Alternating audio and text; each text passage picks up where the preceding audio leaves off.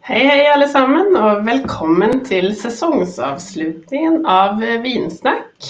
Vi är kommit till episod nummer 27, så nu har vi varit igenom noen.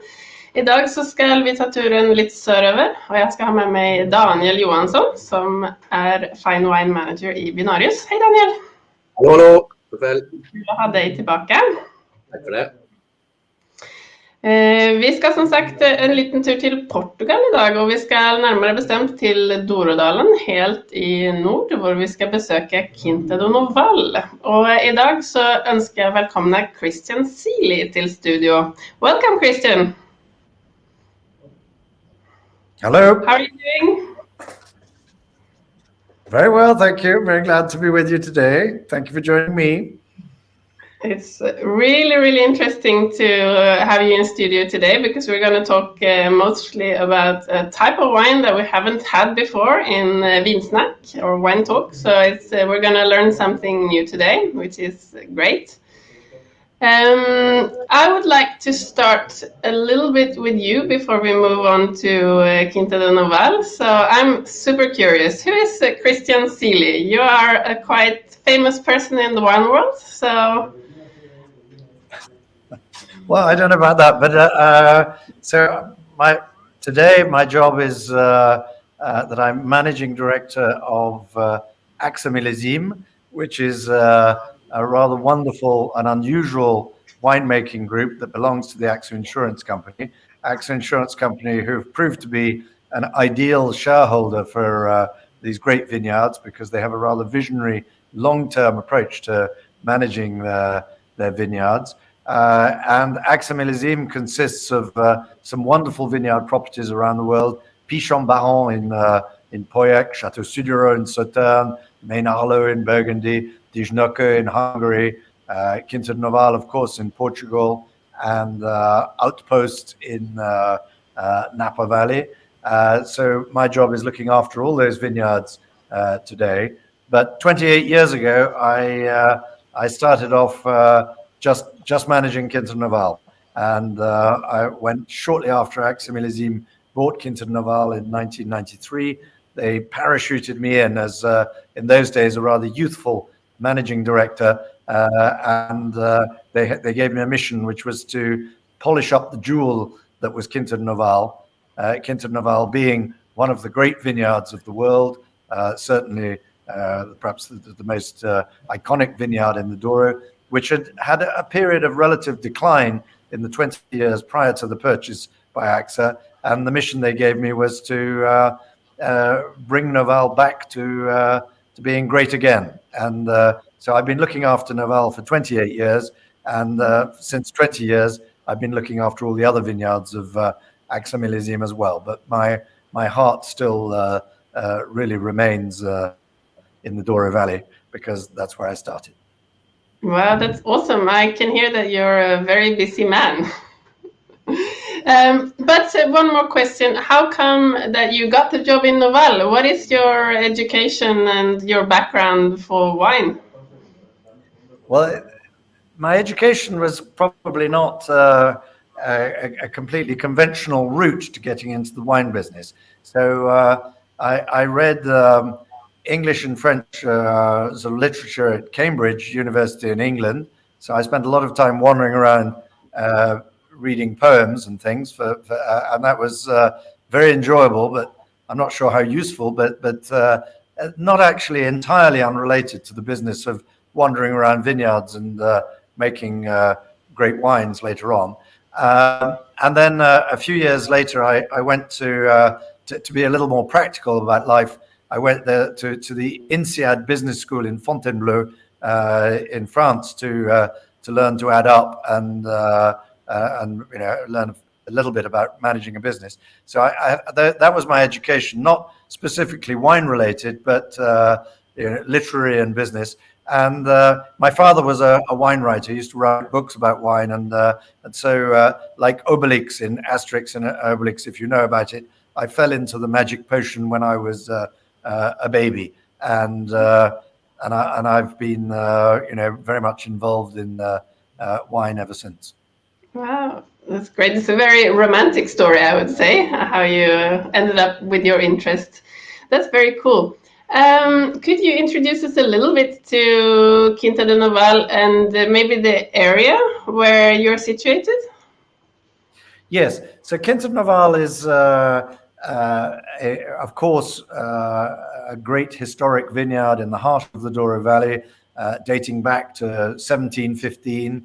Of course, it was rather smaller in 1715, but there has been a vineyard on this site making wines under the Quinta de Noval name since 1715.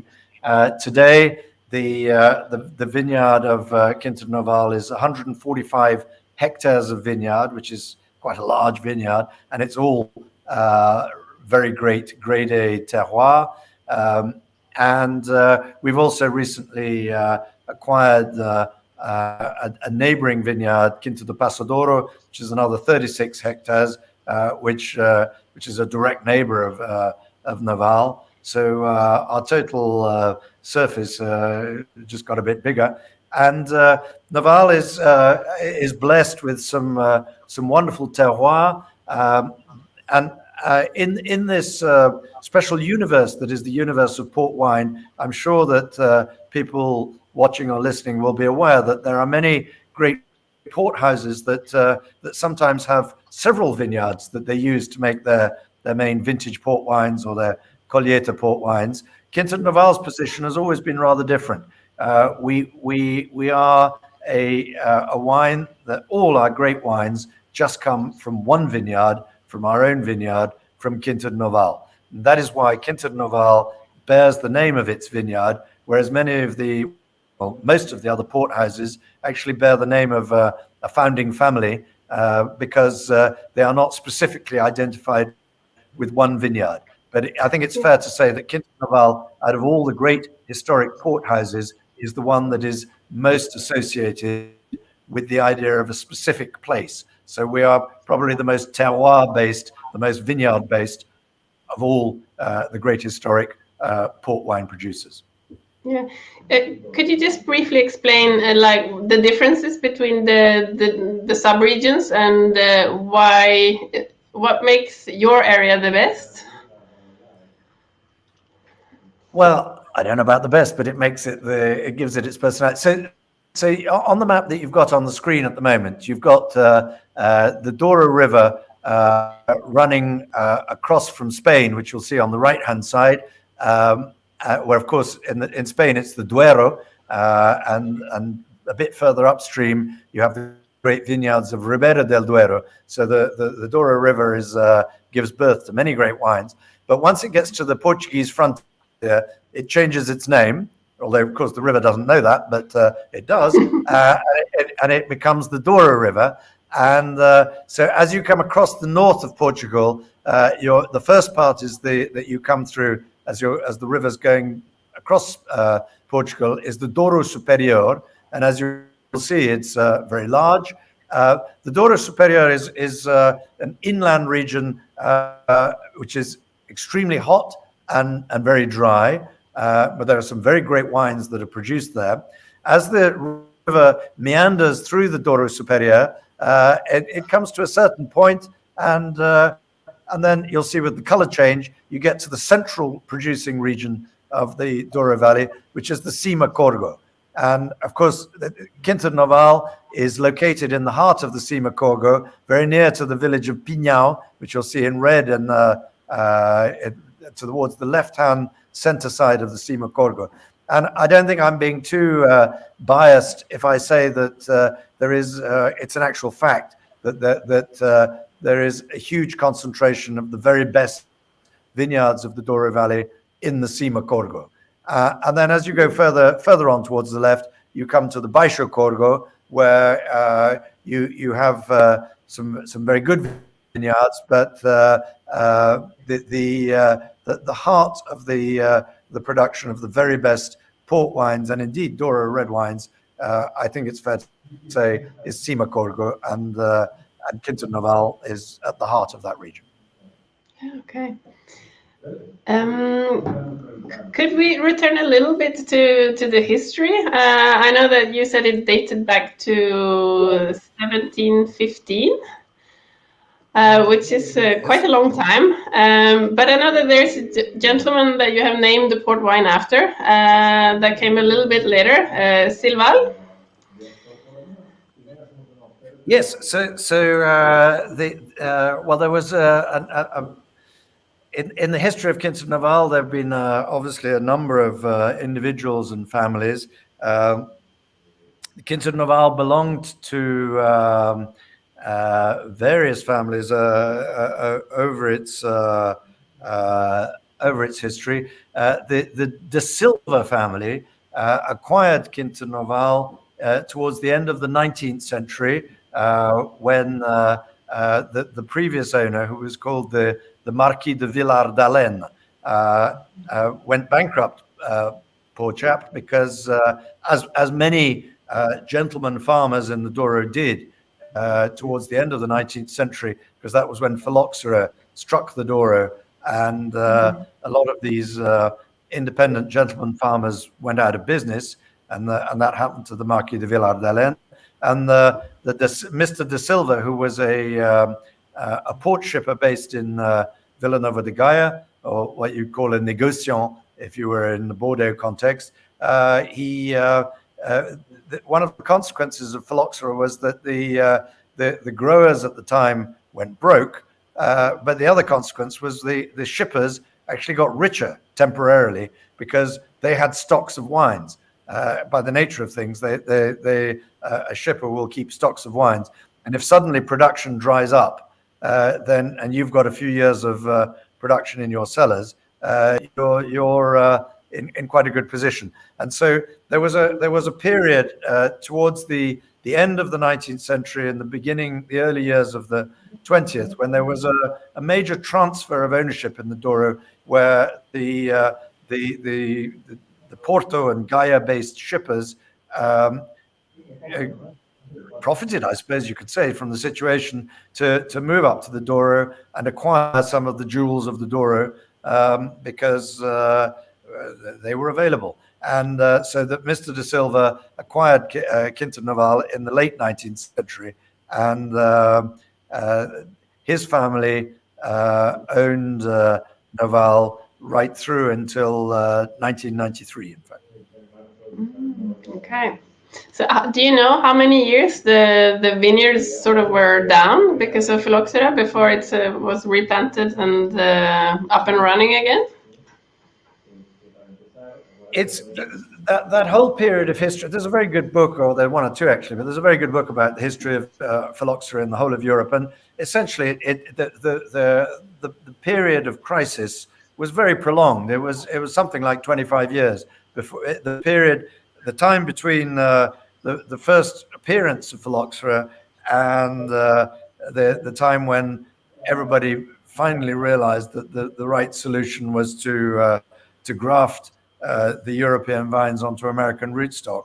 It varied a little from area to area because phylloxera arrived at slightly different times all over Western Europe. But it took people a long time to accept this idea. First of all, to discover the idea that by planting rootstock and grafting European vines, you could get around the problem. And then once you discovered the idea, to accept it. And people were experimenting with all sorts of things, injecting sulfur into the earth, flooding the vineyards, which is obviously not an option in the Douro, but it was an option in other places.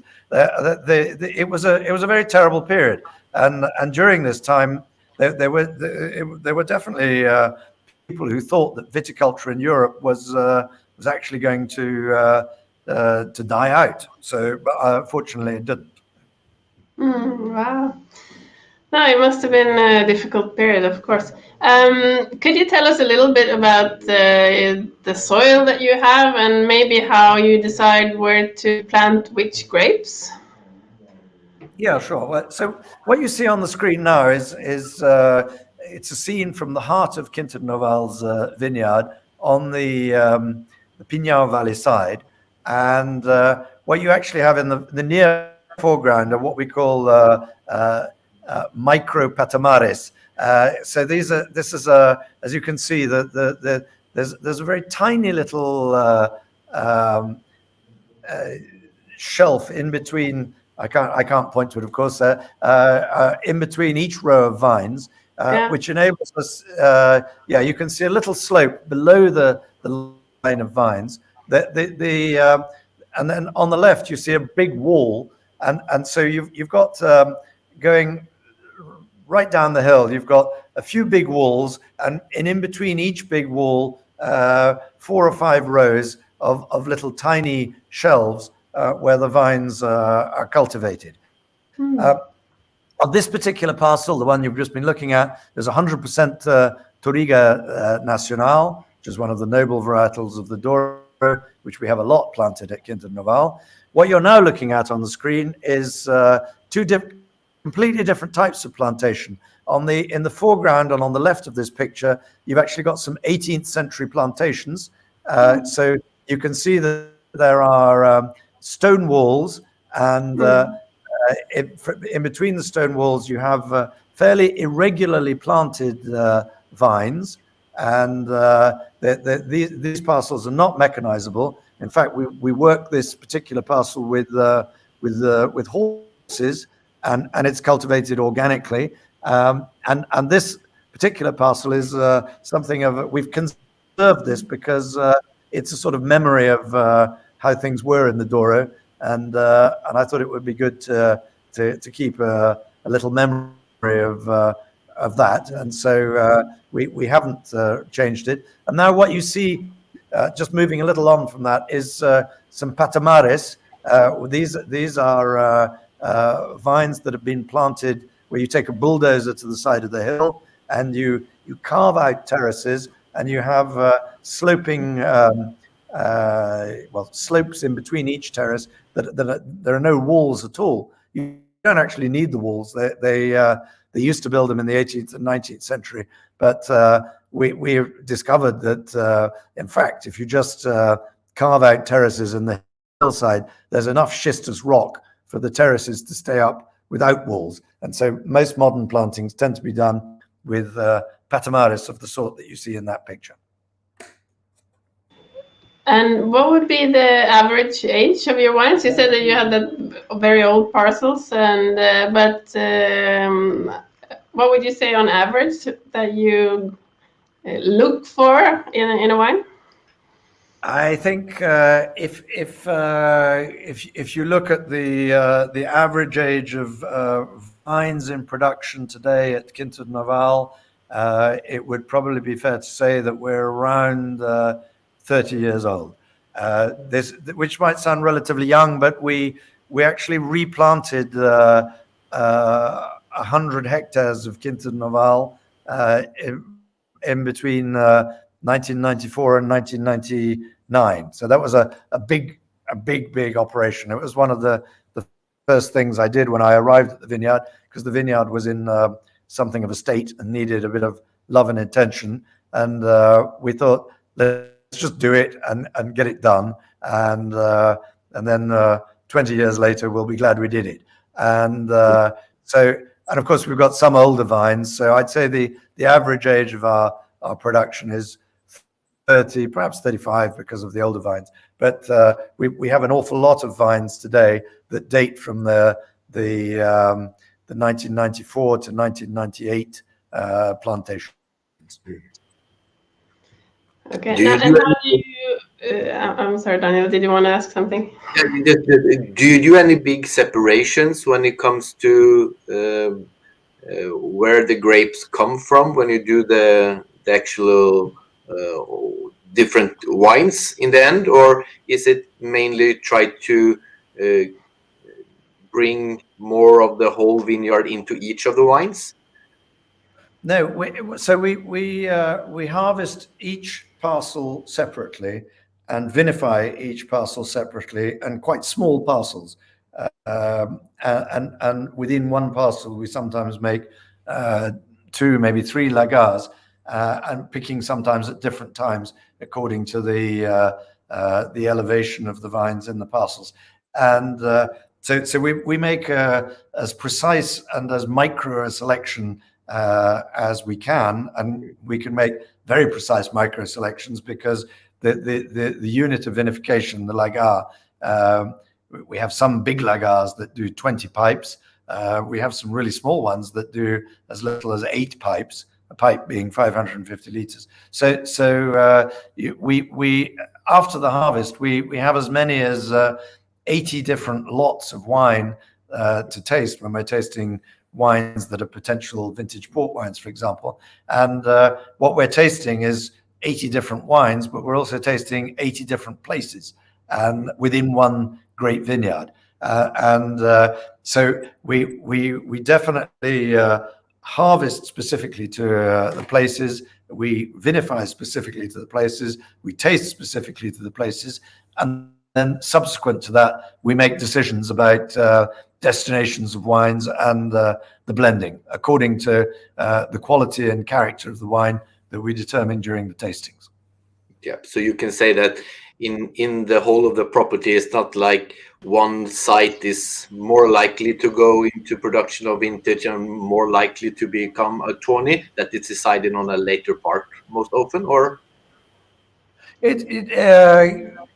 Broadly speaking, I would say that it depends on the year. The whole vineyard, it's Quinta Noval is 100% lettre A, super quality terroir. And one very important thing to bear in mind in the Douro is that the weather conditions are very radically different from year to year. Everything is different each year. Every year is challenging and has its difficulties and its opportunities. And it may be that a certain parcel which performed absolutely brilliantly last year will be less interesting this year, and vice versa. And that's one of the advantages of having a very big vineyard. And also, don't forget, when we make our selections to make a vintage port of Quinta Noval, the selection can be as little as 3% of the production of the vineyard. When you're making selections as strict as that, you really have the possibility of just choosing the parts of the vineyard that really perform the best to make your top wines, and that's how we do it. Okay, thank you. Since Daniel already mentioned Tawny and vintage in this, I would like you to tell us a little bit about what types of port that you make, and maybe just briefly the difference between them, since maybe not everybody here is experts on port wine who's watching. Okay, so broadly speaking, the principal difference in the styles of port wine that we produce are the vintage port styles and the tawny port styles. So vintage port styles are a vintage port is a wine from a single harvest that, in our case, is always the case at Quinta Noval, comes only from one vineyard, but that's not the case for all port producers, but in our case it is. And it ages in bottle. So a Quinta Noval vintage port comes from the vineyard of Quinta Noval, and it will age in barrel for about 18 months before bottling, like a red wine from Bordeaux, for example, and then will age in the bottle. And then the tawny port styles, whether it's a 10, 20 or 40-year-old tawny port, which are wines with an average age of 10, 20 or 40 years, or whether it's a colheita port, which is a wine from a tawny port wine from a single harvest. These are wines that, contrary to a vintage port, which ages in bottle, will age in barrel. So a 10-year-old, a 20-year-old, a 40-year-old tawny port will have aged 10, 20 or 40 years in barrel, not in bottle. And a colheita port is a single harvest wine which ages in barrel from the time of the harvest to the time that we finally bottle it, usually anything between 12 and 50 years after the harvest. Awesome. And how, when you look at the different vineyards and not the vineyards, I mean the different plots and the different terroirs that you do have, would you say that there are parts that are more sort of destined to become the vintage, or does it vary every year with the vintage and the climatical situation that you have? I think the answer to that is both.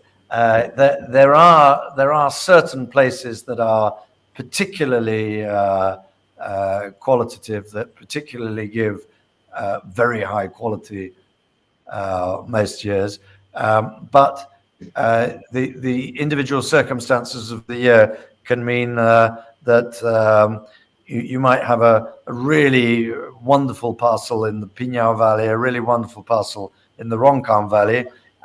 In one year, the Pinhão Valley special parcel will give you the vintage port you're looking for, and in another year, it might be the Roncam Valley parcel that will give you the vintage port you're looking for.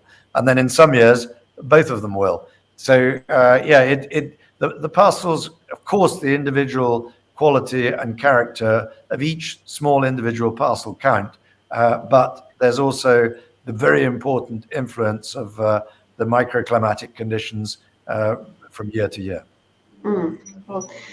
And I know that you have declared quite a few vintages recently. Actually, you told me that you're a record holder there. I think so. What is it that you're looking for in a vintage port to declare the vintage? How do you decide what becomes a vintage port? So what we're looking for is, first of all, it just has to be wonderful. We're looking for a wine that's absolutely delicious, and if it isn't, it will never be bottled as a Quinta Noval vintage port. And that really, it sounds quite a banal observation, but it's absolutely crucial. It's we would never, I hope that since I've been at Noval 28 years, never put a vintage port in a bottle that wasn't a great vintage port. That's the first thing. You're just looking for it to be a wonderful vintage port. To be more specific, the Quinta Noval vintage ports have a fairly recognized style. There is, the various houses have different marks by which you can recognize them. I think that over the years, and quite consistently with Quinta Noval, you can recognize the great vintages of Noval by a certain. There's a wonderful aromatic quality. There is a certain delicate, fine freshness about them. There's that's what we're looking for at Quinta Noval. Does it correspond to this historic character that the best Quinta Noval vintages have?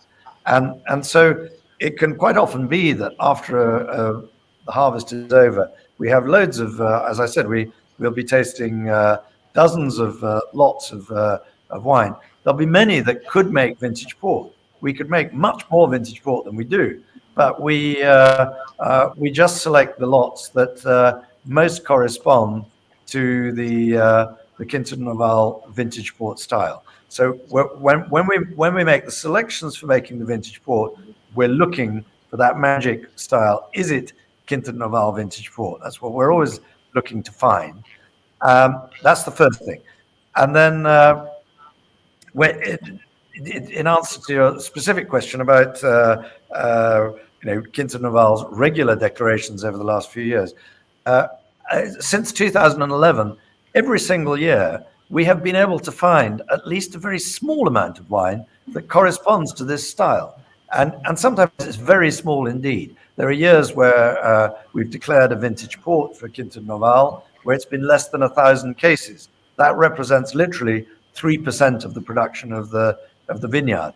We're not making a declaration like that because we're greedy or something, that we just want to make vintage all the time, because at those tiny quantities it doesn't make very much difference to life in terms of financial receipts or whatever you're thinking about. But the point of making those wines is that we decided in whatever year it was that there was a certain amount of wine that was beautiful and that was that corresponded to what we believe Quinta Noval vintage port should be about, and we thought that it would be a shame not to put it in the bottle, and so we do. And we some years, of course, in more generally declared vintages, which tend to correspond with a higher proportion of vintage quality, we might make more, but we never go more than, anyway. Even in the big years, it's still a very strict selection, 15% maximum of what Quinta Noval can produce, and so that's our policy. It's to make a Quinta Noval vintage port whenever we can, even if it's in a tiny volume, and if we can't, we don't. And do you have any favorite vintages over the last years that sort of was extra special for you? You're asking the wrong person, because I like them all. But no, I'll try and answer that sensibly, because if you ask me, I really do love them all. The vintages that for me have stood out since I've been at Noval,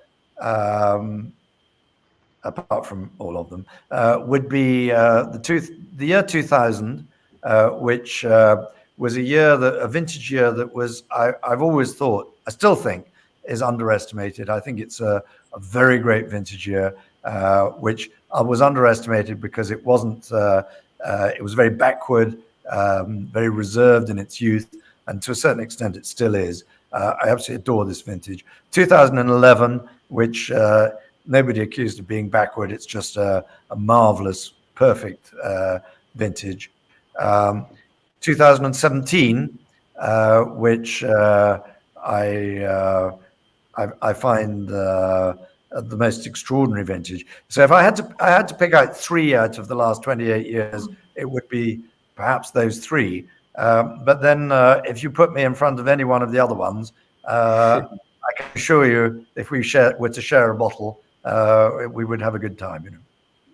Yeah. Great. And how long do you think that these vintages can keep if you sell them? Like, what is the possible lifespan of a great port vintage? Well, this is something that's changed somewhat, I think, in the last 30 years, because there's been, in the last 30 years, there's been a big, I think it's fair to say, a revolution rather than evolution in the way that we look after the vineyards in the Douro, and the way that we. It's not a technical revolution, because we still make the wine by treading by foot, which is not a technological process. That's the least one can say. It's basic. But where there's really been progress is in how strict we are with ourselves in the vineyard. The selection that we make of the fruit we actually pick. We have sorting tables as the grapes come into the lagars. That didn't used to be the case, and we now make sure that only the very, very best, most beautiful fruit goes into the lagars to be trodden, and that makes a significant difference in the approachability of the wines when they're young. Because in the old days, of course, they still made absolutely marvelous vintage ports, but they didn't do those sort of sortings, and so there were a few rough edges, I think it's fair to say, at the beginning, because there wasn't that precise sorting before the wine came in. What that meant was that you could taste a young vintage port and think, my goodness, this is going to be great. But the tannins were often a little bit powerful and almost off-putting when they were young. And these days, you taste the young vintage ports from, and it's general. It's not just Quinta Noval. Everyone is working in this more precise way in the vineyard now. You taste the young vintage ports from 2017, from 2018, from 2019. Marvelous year 2019 as well, by the way. And you can drink them right now. I did a lot of Zoom tastings of the 2019 vintage port, which we launched fairly recently, and because I was doing it at home because of lockdown, I had all these bottles of young vintage port in my fridge, and so I drank them, and they were absolutely delicious. So that 30 years ago, young vintage port, you wouldn't really want to drink for fun, and these days you can. So first of all, the drinking window has got much earlier than it used to be, and it really is enjoyable to drink these wines younger. I'm not suggesting that you must, but I'm just saying that you can. And then I think that nothing has changed at the other end. I think that these are wines with not an unlimited lifespan, but at the very least a 50-year lifespan, and for the very best ones, 100 years. You know, they are wines with, as far as human beings are concerned, almost limitless aging possibilities, and that's one of the marvelous things about these wines, that they have a life in time, and you can enjoy a vintage port today that you might have enjoyed with your dad 40 years ago or something like that. It's the same wine, of course. It's changed a bit, and so have you. But that's part of the fun of these wines. They have this prolonged livability, which makes there's a whole romance about vintage port. You know, you can for my children, I've laid down vintage ports from their birth years, which I hope that they will be able to drink. All of them, I hope, they'll be able to drink the final bottle on their 100th birthday, and vintage port can do this, and that's quite fun, I think. Yeah, it's a little piece of history caught in a bottle. I agree, it's marvelous. We do sell quite a lot also of late bottled vintage port. Could you tell us a little bit about the difference here, and actually how come it became the little brother, if you can call it that? Yeah, maybe? Sure. But so late bottled vintage is I love this category, and it's a category that I take extremely seriously at Quinta Noval. We don't actually make very much of it because there are various producers that make huge volumes of late bottled vintage. We actually make a small amount, but we limit ourselves because we make it only from our vineyard. So it's a terroir wine. We only tread it by foot in the lagars, the same way we make the vintage port. We don't filter it, and so in every respect, it is treated like a vintage port at Quinta Noval. And then the principal difference, we talked about vintage port before. Vintage port is a small selection of the very best wine from a given year that after 18 months will be bottled and will then age in the bottle for many decades probably. A late bottled vintage, as its name indicates, is bottled a bit later. So it's a wine from a single harvest, also a selection of some of the best wines, slightly broader selection, but still a very strict selection. And so at Quinta Noval, we tend to bottle our late bottled vintages about 4.5 to 5.5 years after the harvest. And what this late bottling does is that the extra few years that the wine ages in barrel before bottling means that it opens up a bit. And whereas with a vintage port, even if you can drink them when they're young, they are designed to age for decades in bottle. By the time the late bottled vintage has gone into bottle, it is really absolutely ready to drink. And so what we're trying to do with the Quinta Noval LBV is to give you something of first of all, it's a single vineyard wine. It's a terroir wine from Quinta Noval, so it shows you what Noval terroir is all about. And is the vintage style. It shows you what our vintage style is like, and it's ready to drink within 5 to 6 years of the harvest. And so that makes it quite accessible. And because we make a bit more of it, it's very much more accessible on the price as well. So it's a wonderful category of wine for people who want to get a serious taste of quality in a much more accessible way. I know that on a lot of the competitors' late bottle vintages, also on the tonics, that they use this, as we call it, a port wine cork, which is more like from where you use on a bottle of cognac as well. But I know that you use natural cork. That's if I remember correct, it's just because you really would like people also to cellar their LBVs as well. Isn't that correct?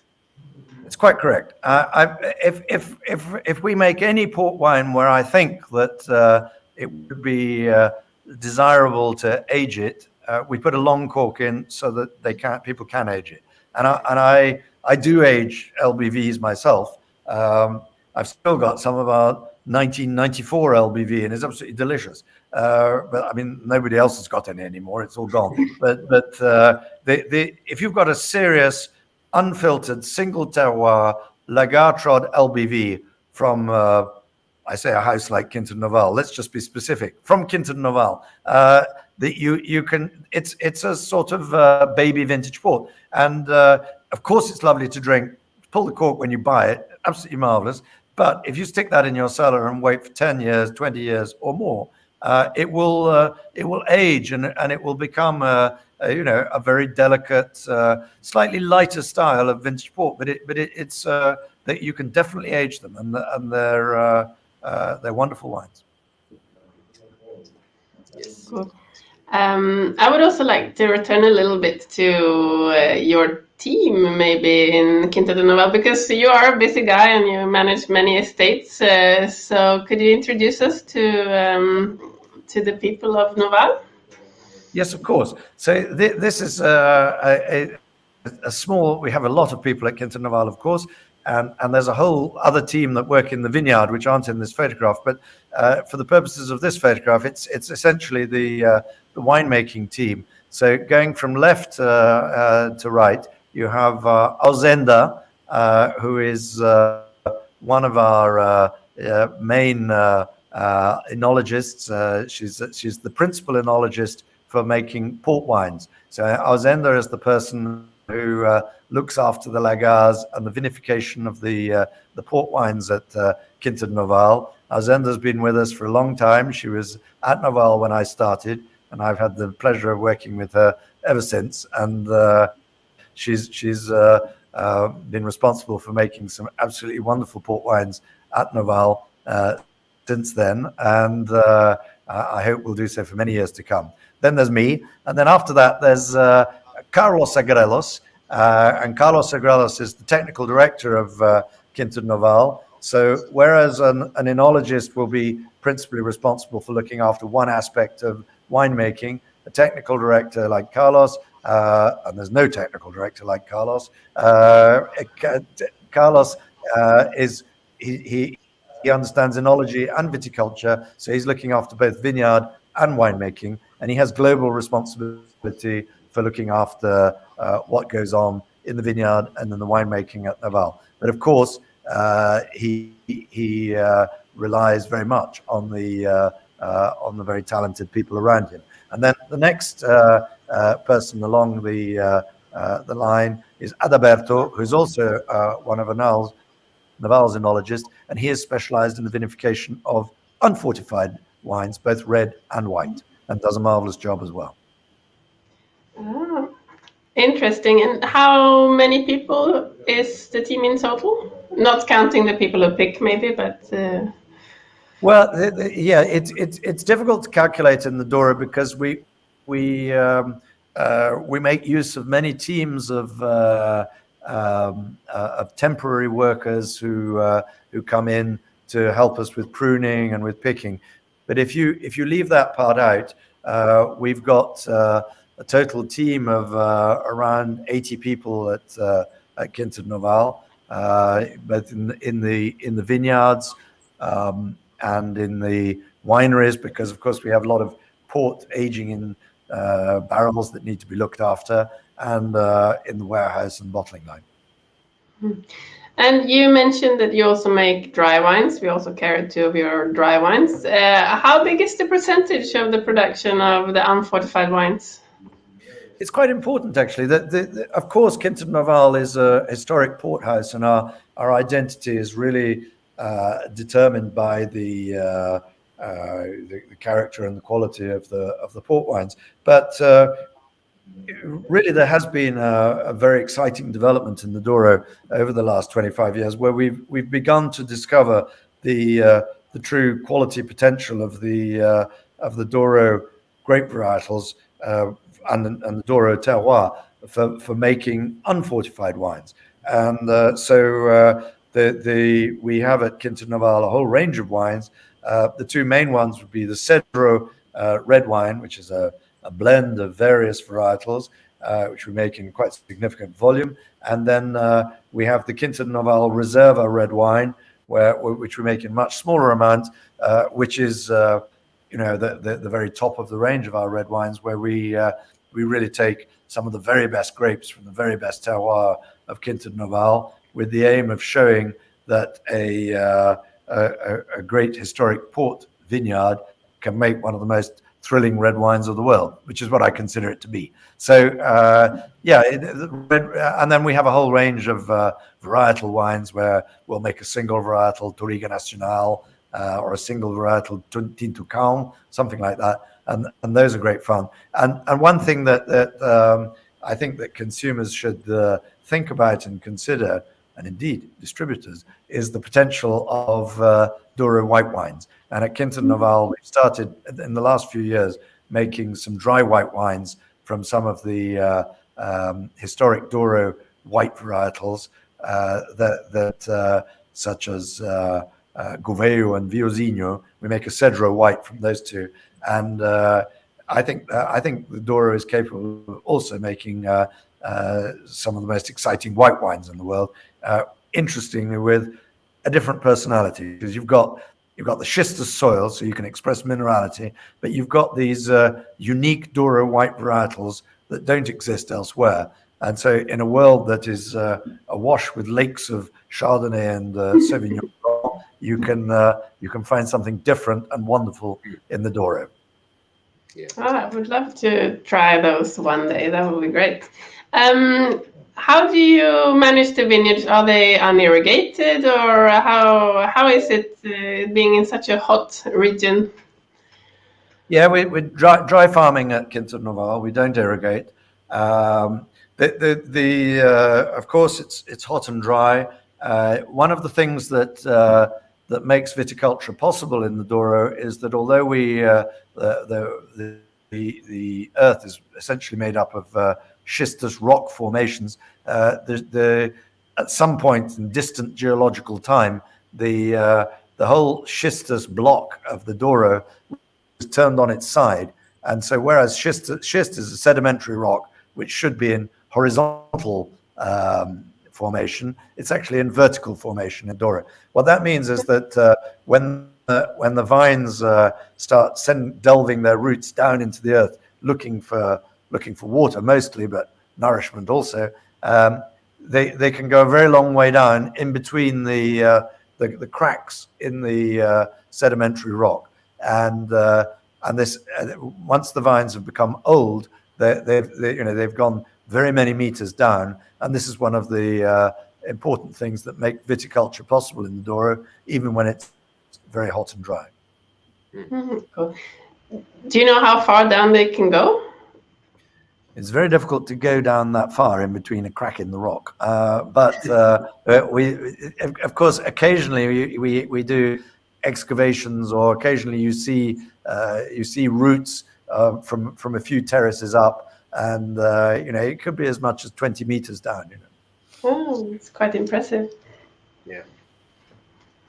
So talking about all wines and vineyards, you're also making perhaps one of the most mystical wines out there, the Nacional. And I think we should spend a few minutes talking about this little treasure of yours. It's true that you don't really know when it was planted, is that correct? Or how all the vines or the roots are? We have an idea, but it's not a precise idea. We talked earlier on about the history of phylloxera and how it devastated Europe, it devastated the Douro Valley, certainly devastated the Marquis de Villard-de-Lans, who had to sell his vineyard. And when Mr. da Silva bought Quinta Noval in the late 19th century, he bought something that needed a huge amount of investment to bring it back to productivity. And that, of course, took time because you can't do these things all at once. So there was a gradual process of replanting of the vineyard on American rootstocks. So just to remind anyone who hasn't got a clear image in their mind, the phylloxera was a little louse or beetle that attacks the roots of vines and basically kills them. The origin of the phylloxera louse was North America, specifically the United States. And the reason why phylloxera came to Europe was that various winemakers all over Europe had tried the interesting experiment of bringing over American vines from America just to see how they do. Unfortunately, that when they did that, they brought over the louse with them, and that was how the phylloxera louse spread around Europe. The point being that the phylloxera louse, which had lived for centuries in harmony with American vines, as soon as it arrived in Europe, it was a bit like in reverse, smallpox arriving in North America with the native populations at the time. There was no resistance among European vines to this horrible little beetle, and that was why it was called Phylloxera devastatrix. So we've been through that story. The solution that was found was to replant the European vines on American roots, which of course knew how to live with the louse. However, when we can only assume that when the whole replanting program happened at Noval, it was noted that there was a parcel of the vineyard where the vines had not actually died during phylloxera, and it was decided to maintain that parcel, even if the decision might have been taken because of the age of the vine to replant them, and so there was a little 2-hectare parcel at the very heart of Quinta Noval that was replanted, but not on American rootstock.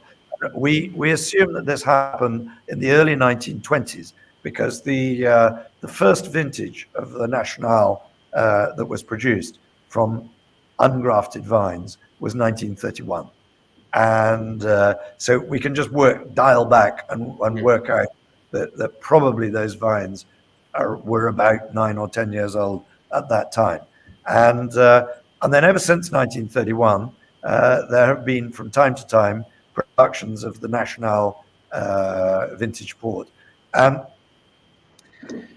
What's different about it? There are many things different about it. I think it's important to go back to this history of phylloxera.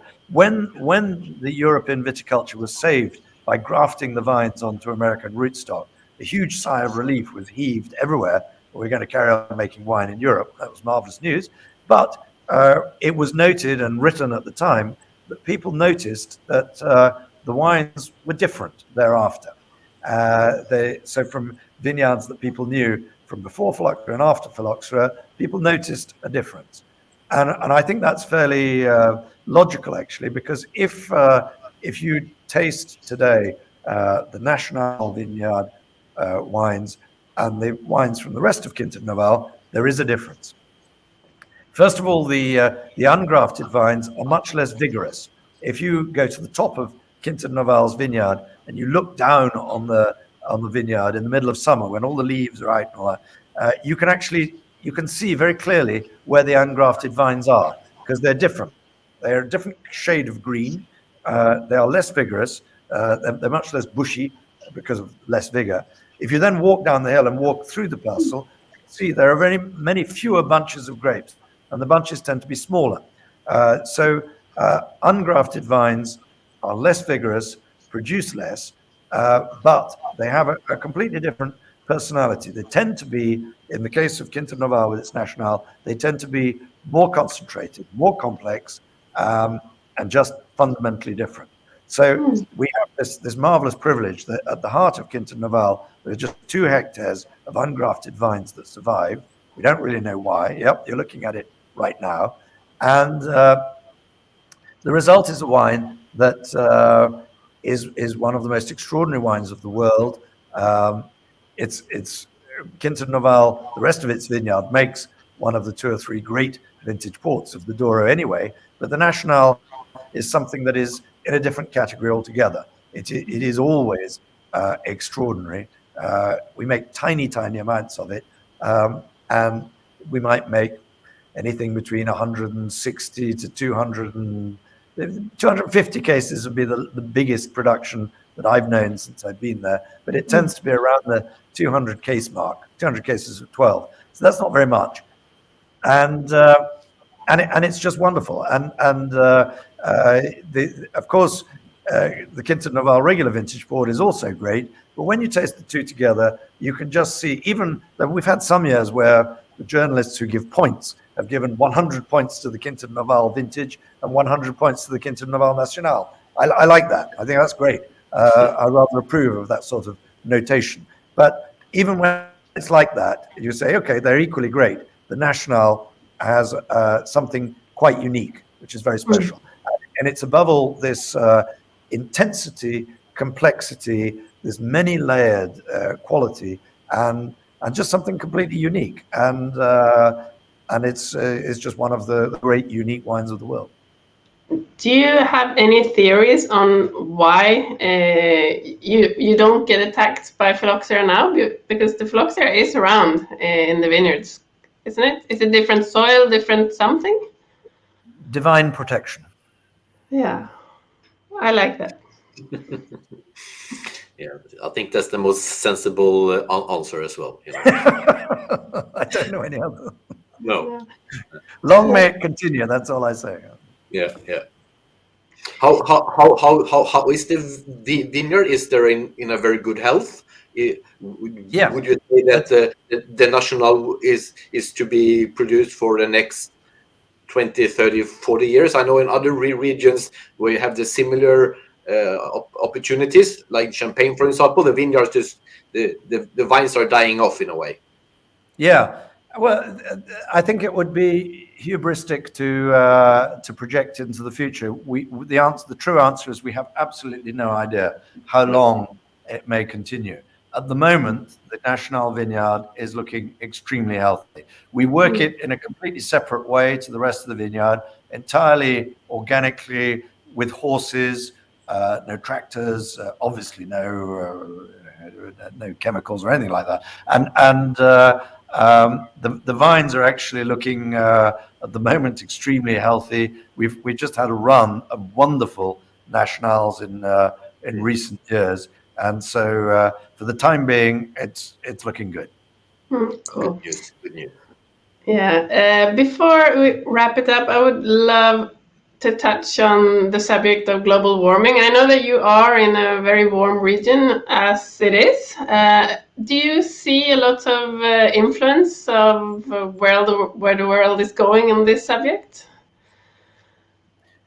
Yeah, well, it's probably would be rash to extrapolate from what I see at the vineyard at Noval about where the world is going. But as far as Quinta Noval is concerned, of course, in 28 years, I've seen differences, and that in itself is quite worrying, because 28 years is nothing. It's quite a lot for me. There's not a lot for the world or for Quinta Noval, and we are definitely seeing lower rainfalls, more sunshine, more heat spikes, more extreme weather events. So yes, it's definitely challenging. Having said that, it's challenging, it's a bit scary, but on the other hand, 2017, if I take that year for an example, that was one of the most extreme example of possible consequences of global warming that one can imagine. It was a drought year. In a normal year these days, we can hope for about just under 600 millimeters of rainfall per year, and 28 years ago it was more like 650. So that's a difference. It's a significant difference. But in 2017, we had under 300. So I think this is one of the consequences of this phenomenon of global warming, which is that you get these freak episodes where it's not a question of declining averages, it's that you get very, very extreme conditions. So in 2017, we had that. Drought conditions, really no rain, 300 millimeters is not much. And it was very, very hot. We had much higher temperatures than usual. And during the harvest, during July and August, I remember being in the vineyard and thinking, apart from thinking it's bloody hot, I was thinking, this is worrying. That will the wines that we make from these grapes be balanced? Surely, with these extreme conditions, they're going to be unbalanced. And even though we grow in grapes in hot conditions, we like our wines to be fresh, harmonious, and all that. How is it going to work? And I stayed worried until I tasted the wines. And we made the wines, and both for the port wines and indeed for the red wines, which is even more remarkable. What's extraordinary about the 2017s is they do have this wonderful exuberance that you get from these extreme years, and a sort of wildness, which I actually really love in the 2017s. But there's an astonishing freshness to them as well, and that's it's something about the terroir. It's something about the fact that the vines have these very deep roots in the soil that we talked about before. But that gives me great hope for the future, because if we can make great wines in a year like 2017, where it was desert conditions and it was a heat wave the entire year, we've probably got a few centuries ahead of us. So there's hope anyway. But the answer is, of course, it's a phenomenon we've noticed. There are many things we can do. We are gradually changing the makeup of grape varietals we use. There are certain varietals that are much more resistant to heat and drought than others, and we are gradually, progressively changing those. And we've done lots of things about canopy management and all that. So it's challenging, but don't worry, we're going to carry on making great ports for many years to come. Yeah, that's good news. So which grape types are more resistant to heat, would you say, of the ones that you use? I would say that the most resistant of all the port ones is Tinto Caon. And Tinto Caon is a wonderful grape varietal, which in the past was hardly planted at all. It represented something like 1% of what was planted. And the reason was that it needed huge amounts of sunshine to get ripe. And so people thought, that Tinto Caon never gets ripe. And traditionally, you might start picking another grape varietal like Tinto Barocca at the beginning of September, and you might have to wait till the end of October for your Tinto Caon to get ripe. And these days, Tinto Caon, it gets ripe much more often. And I've significantly increased the proportion of Tinto Caon at Quinta Noval, and I'm sure we're going to go further down that road. It's also quite drought resistant. So there are nature is a wonderful thing, and maybe someone somewhere was thinking about these things a long time ago. But Tinto Caon is there, and it's also a very high quality grape varietal. So that's just one example, but there are many others. Cool. Thank you so much. I can see that the time flies. It's been super interesting. I definitely learned a lot, and I think our audience also. So thank you so much for taking your time to join us today. Daniel, do you have any last questions? No, not a last question, but I would just like to say thank you as well, and I hope that we are in a season of the year where port is perhaps drunk the most out of the whole year. Then please find a good bottle in the shelf, and if it's named Quinta Noval, you be sure that you're picking the best anyway. Thank you very much. Perfect. Thank you so much. Thank you, and thank you everyone for participating. It's been a pleasure to talk about Quinta Noval. Thank you. Thank you, Christian. Tusen takk alle sammen som har vært med oss i dag. Dette var jo sesongsavslutningen for 2021, så vi planlegger litt grann 2022. Dere får veldig gjerne sende oss meldinger hvis dere vil beholde Vinosus og ha flere vinsnakk, så vi hører gjerne fra dere. Takk for nå, og løp og kjøp portvin, og ha en riktig god jul alle sammen, og en juleferie. Så snakkes vi. Ha det!